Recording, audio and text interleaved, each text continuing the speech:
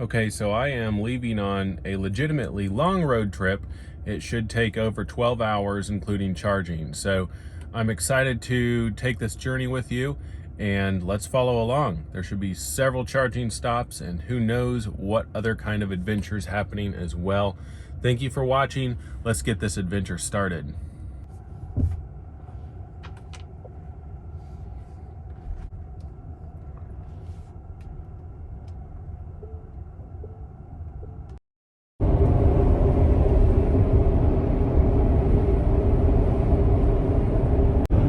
Okay, so the navigation has me doing 4 charging stops for a total of like 3 hours and 40 minutes of charging, which is insane. So I'm using a better route planner that shows 2 hours across 6 charging stops, and I think that'll work. I think we'll have an hour and 40 minutes less of charging, but that is because we are going to be charging much faster when the battery is low. So counterintuitively, more charging stops actually means less charging time. So we'll see how that works out. I'm excited to find out. This is my first like super long distance road trip, so we'll see how it goes.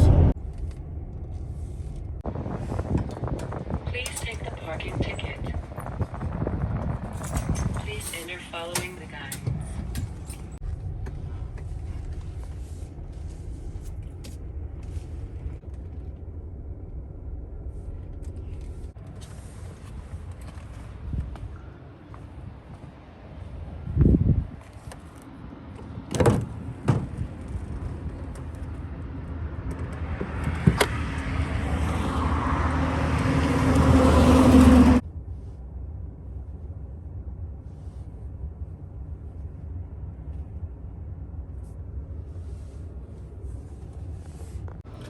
Okay, so that last charger was doing some weird things with the charge rate going way up and way down, so I'm going to try this again. Maybe this one will be a little bit more steady. Let's see. Okay, so far this is looking a lot more normal. That other one was just jumping way up and way down, and how it was charging, it wouldn't go above 180 some. So I guess that stall over there is just weird, or maybe the connection was poor, but we'll find out. This is charging already twice as fast as that other one was.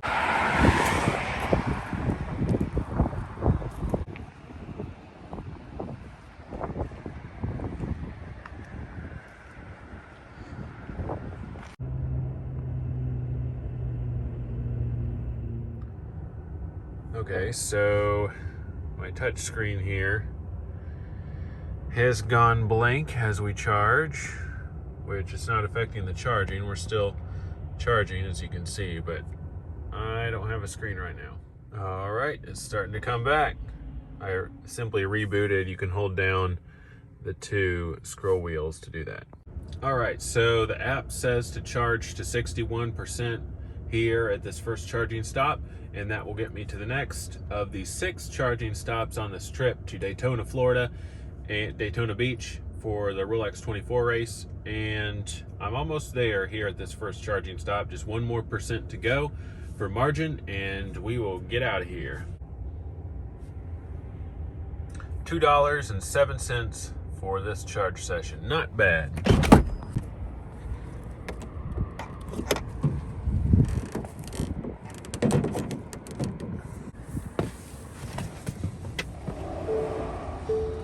All right, so this charger here requires that I park in a paid lot, which is kind of annoying.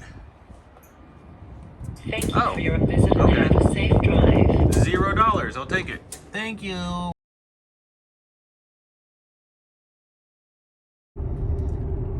And we've made it to the Ackworth, Georgia supercharger. Nice, we've got a Publix here,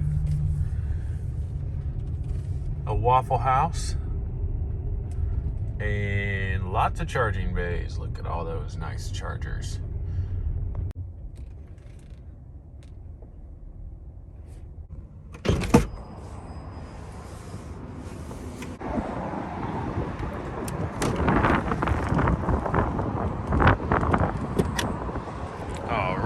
let's charge up. Now, this screen here was flickering earlier before it needed to reboot. And it's not flickering now, which is nice because, I mean, you can't see it with your eye, but you can see it with pointing a camera at it. So I wonder what causes that. Interesting. Getting a nice 400 mile an hour charge rate here, which is awesome. And ABRP, a Better Route Planner, suggests a 26-minute charge here. So I will go over there to the Publix and maybe find a snack, and I will come back and be almost done charging.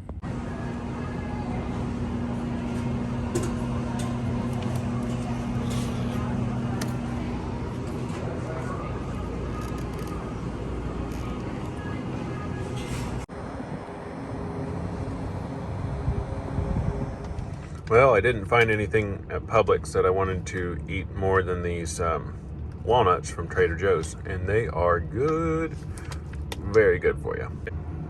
All right, I have hit the target charge and a little bit more actually, so I'm gonna go ahead and get on the move.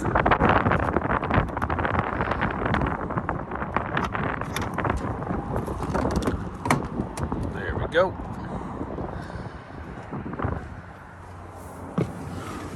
Let's roll.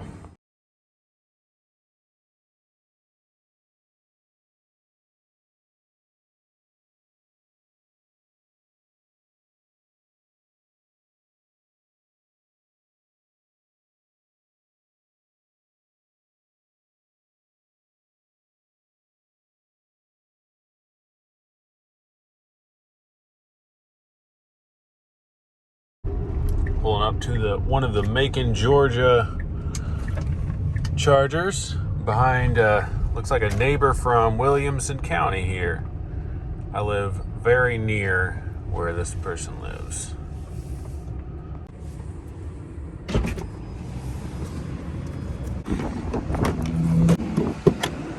There's a guy parked in a gas vehicle at one of the chargers, and there's plenty of spots here.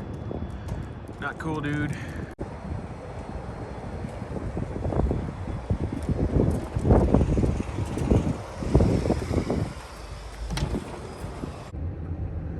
I think because I'm parked next to somebody who's also charging, it might be cutting in half our charge speeds here.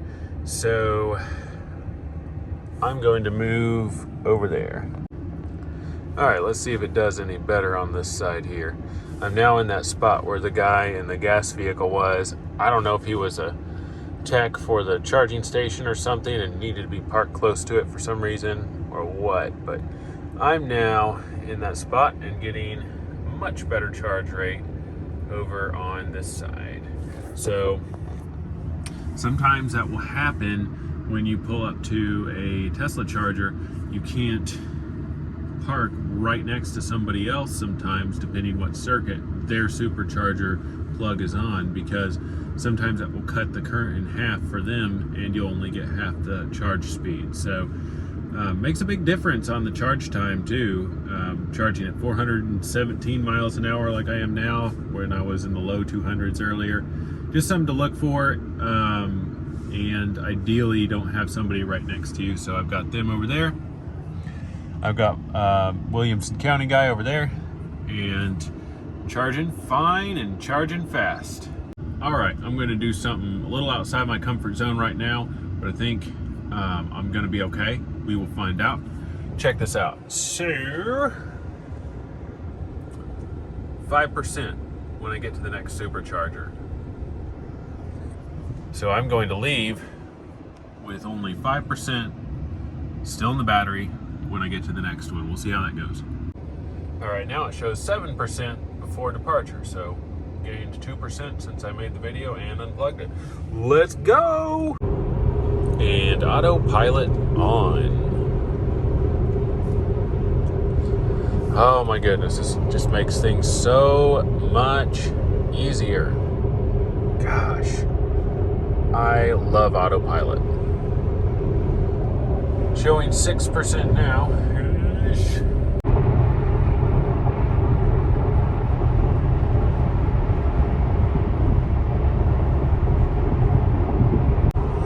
All right, so good news. We are down to 16%, which is a little better than the 6% it showed that we would have earlier. I think a big part of it is due to the warmer temperatures here, and that is resulting in a much lower watt hours per mile consumption. This is like the EV equivalent of miles per gallon. If you notice earlier in the video, there was a much higher consumption earlier in the morning when it was cold and we were further up north in Tennessee. So we were in the low 30s up there as far as temperature, degrees Fahrenheit, and I believe our watt hours per mile was about 460 watt hours per mile, and here we're at 360 watt hours per mile. So big difference, almost 25% lower. So that explains improved range, and I'm loving it. Weather and temperature makes a huge impact when you're driving an EV.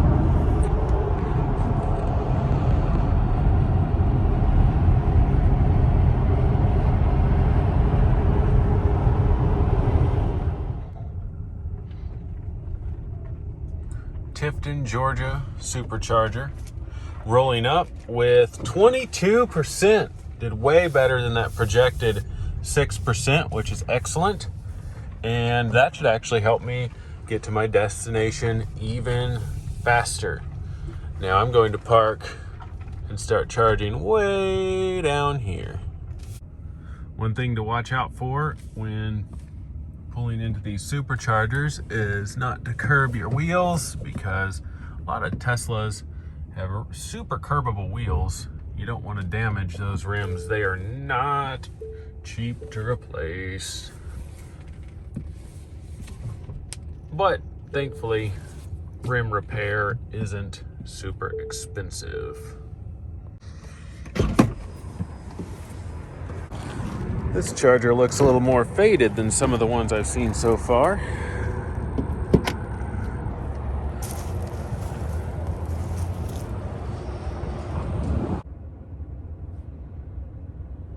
All right, let's go. Will we hit the 400 level? Will we hit the 400 miles an hour? That would be great. Keep on going, keep on going.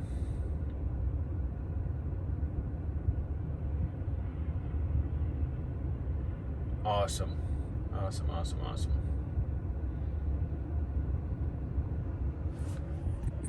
So, one of the remarks I get quite a bit when I post pro Tesla stuff on social media is, oh, they're great, but what about long road trips? Well, this is my first ever long road trip in the Tesla, and so far it has been very easy. My charging stops haven't been longer than like 20 or 30 minutes, I don't think, so far. I'm going to go back and do the math, but it has been very easy. And to have the convenience of Autopilot to just kind of keep my mind fresh and not wear me out while driving is definitely worth the trade-off of stopping to charge.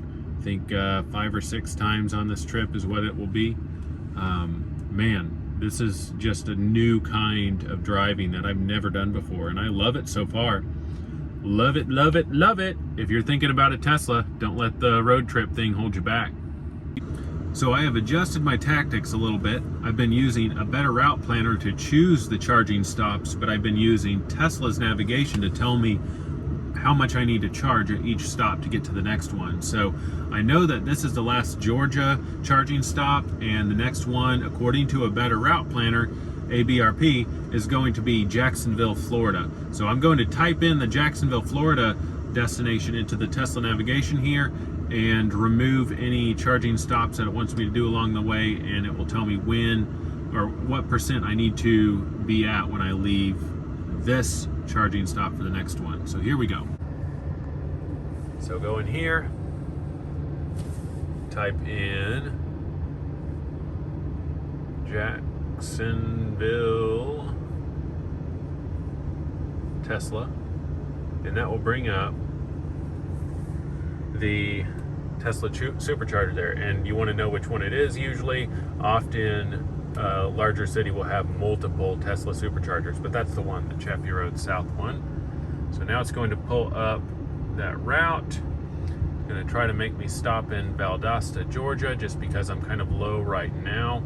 And instead of doing that, I'm going to remove charging stops and just go direct to Jacksonville.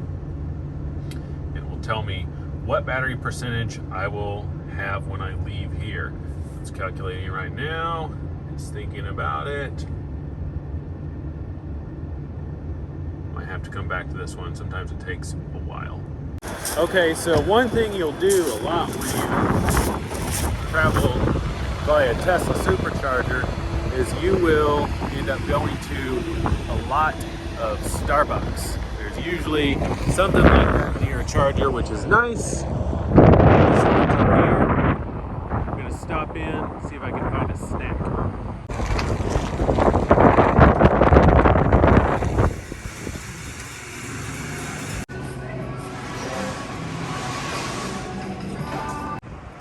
Well, a bit of a double disappointment there.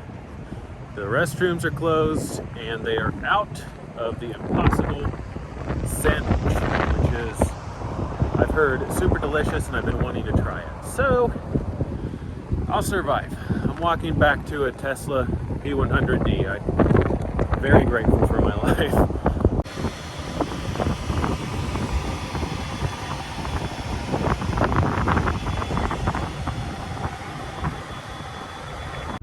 Alright, I'm going to take fate into my own hands again. It worked out well last time. This charging station here won't quite charge as fast as the fastest ones. This is a 150 kilowatt hour max, and the one down the road in Valdosta is 250 kilowatt. So I'm going to go ahead and unplug from here because I've got plenty of battery to get to Valdosta, and that should speed things up a bit. I think I'm going to arrive in Daytona sometime around 7:15 Eastern time, which from Nashville, that is about 13 hours since I left Nashville that whole trip would take. All right, let's unplug.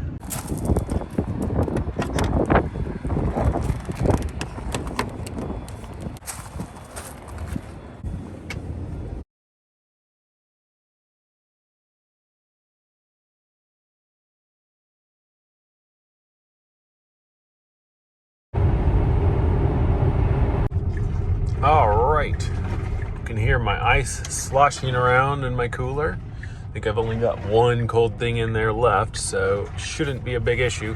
But this is the Valdosta, Georgia charging station. Well, this is a gas station, obviously, but charging is in back.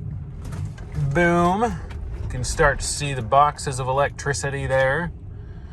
And some happy Tesla owners charging up. I think I've seen these folks already so far, but I could be wrong. All right, so I'm just going to go around the other side because it looks like that is the correct side to charge from. Look at this beautiful tree here. I think this here is Spanish moss. It's a very Florida area sort of tree.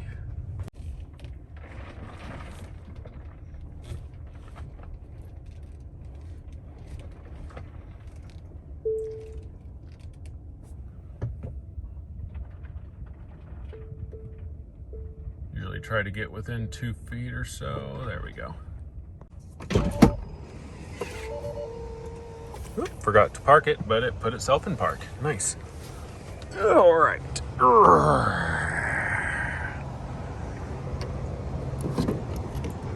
Let's go. Sweet. Let's figure out how much I have to charge to get to Jacksonville. And here's how I do that. I go to navigate. Come on. And I'm going to pick my final destination, right now because I think I've only got one charge left to get there. And yes, it says to charge here for 10 minutes. And then I will get to Lake City, Florida and charge for an hour. Don't really like that hour thing there. Maybe I can charge a bit more here and charge at the Jacksonville, there it is, Jacksonville charger there instead. Let's see how I can do that. I'll get back to you. All right, it is much warmer here than in Tennessee, which is awesome for the efficiency of the car. I get way more miles per watt, but I've decided what I'm gonna do. I am going to charge for like 5 minutes or so here, hit Lake City and charge for a short time there, hit Jacksonville, charge for a short time there, instead of charging for a full hour in Lake City just to get to the destination and skip Jacksonville. It'll be faster instead of an hour of charging, you'll see. All right, so I think I'm probably almost done charging here. I'm just gonna hop to the next one, charge up there, and I think I've got 2 more charging stops. I think I'd rather do 2 quick ones than 1 super long one. All right, let's go.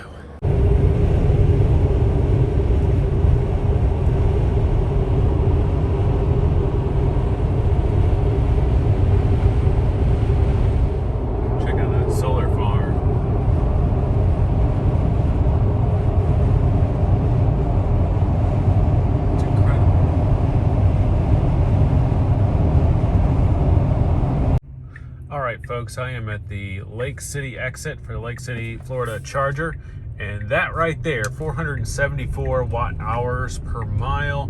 That, my friends, is the difference between going 70 miles an hour and going 85 miles an hour, which I had to do for science, and of course had a little bit extra charge from the last stop. So the plan is to charge up here at Lake City and again at Jacksonville, and just have a couple of quick charging stops instead of some of this 1 hour long charging nonsense, which is just exhausting. Seems unnecessary. These chargers are like right by the interstate, so I mean the time penalty to stop and charge is much less than how much slower it goes once you're getting more towards a full charge. So hopefully this thesis holds up.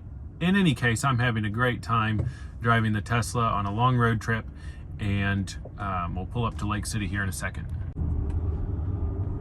And here we are. I see the chargers.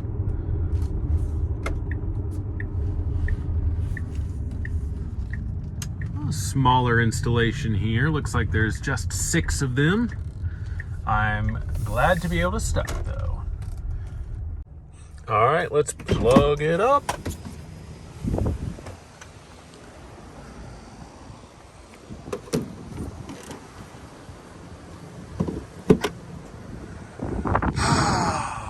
Beautiful weather here. I'm the only vehicle at the station right now. We might see some of my fellow travelers that I've been seeing at the other chargers come by here, because I did kind of fly up here, moving at 85 or so.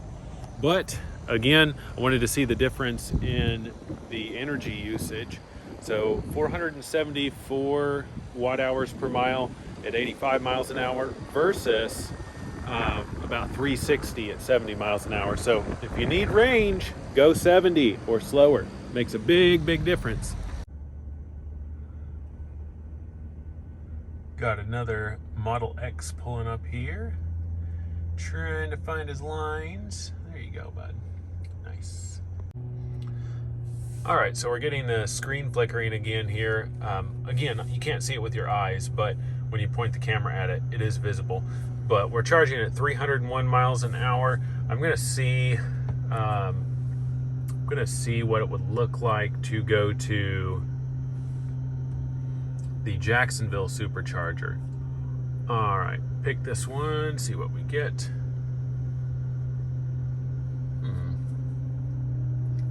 So we'll get to Jacksonville with 1% right now. So we do need to charge 15 minutes here just to make it with a good margin. And that's the last stop before we get to the racetrack area there in Daytona. All right, looks like we're good to proceed to Jacksonville.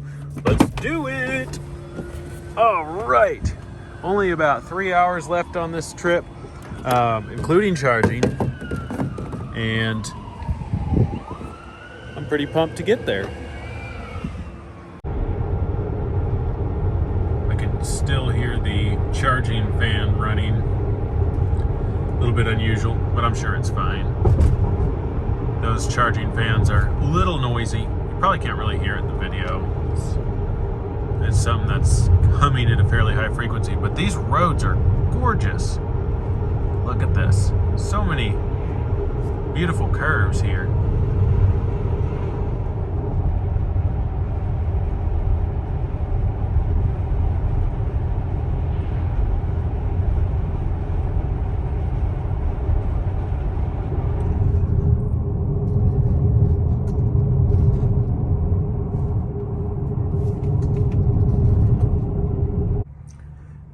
Again, these things are like right off the exit, these chargers. You can literally see it from here, from the exit ramp.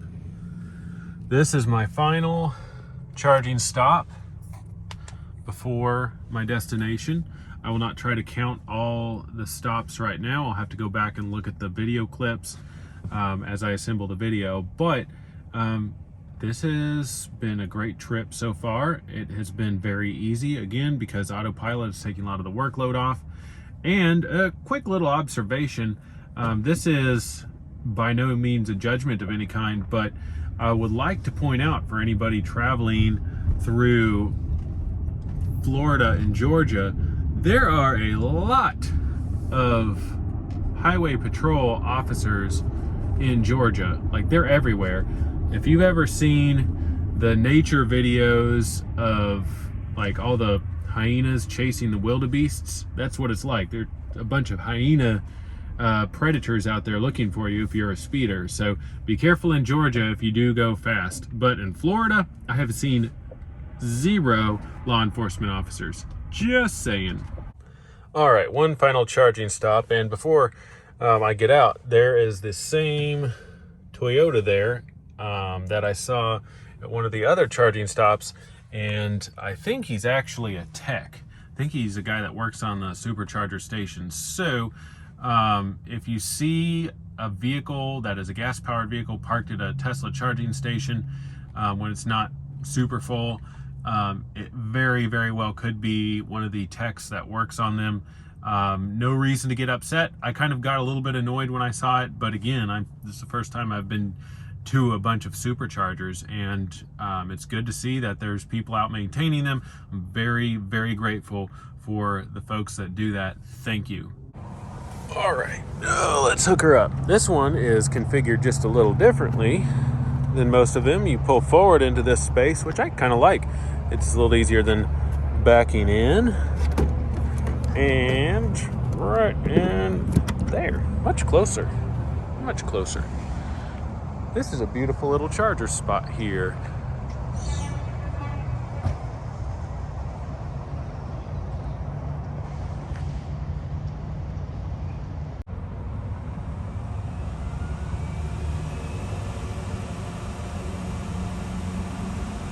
So fast.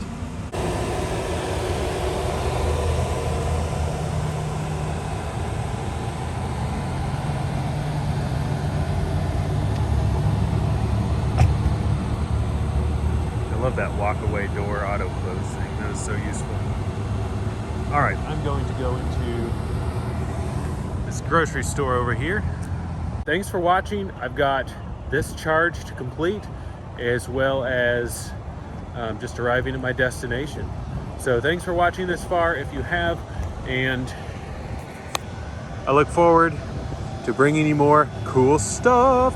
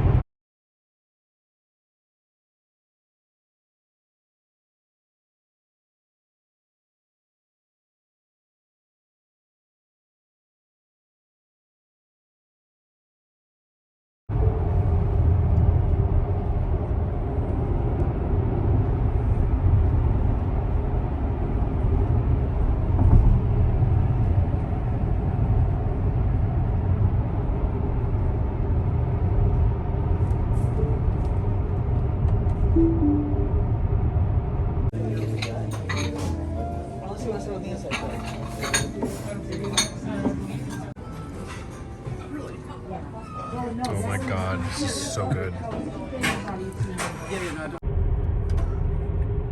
All right, and the final little charge here at the destination here in Daytona Beach. It is at the Target. All right, we are at the Daytona Beach charger. I am coasting in on 8%, and it is time to charge it up. To note, the battery had 16% when I parked. Then I went to dinner, the battery cooled down, and now it's at 8%. Even though I've only driven about a mile from the hotel. Just be aware that you will lose range after you park. And that has to do with the battery being at the operating temperature and being able to actually give you more energy. But let's get it charged up. Won't need too much.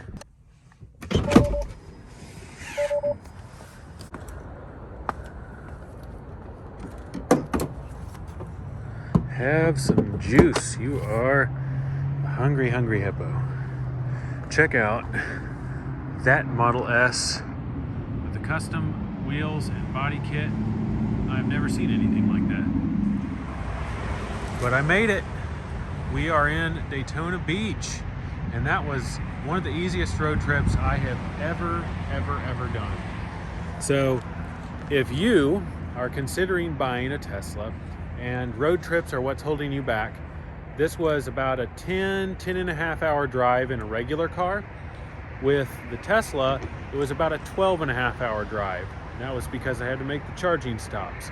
Now, that actually worked out well for me. I felt like I had a ton of energy when I arrived, and I think that was just because I got up and moved around every hour and a half or so, 2 hours on the road. But highly recommend it. First long road trip in this car, and it could not have gone better.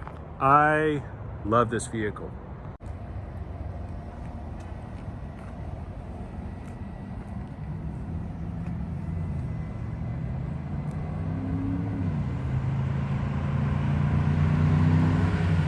Daytona International Speedway.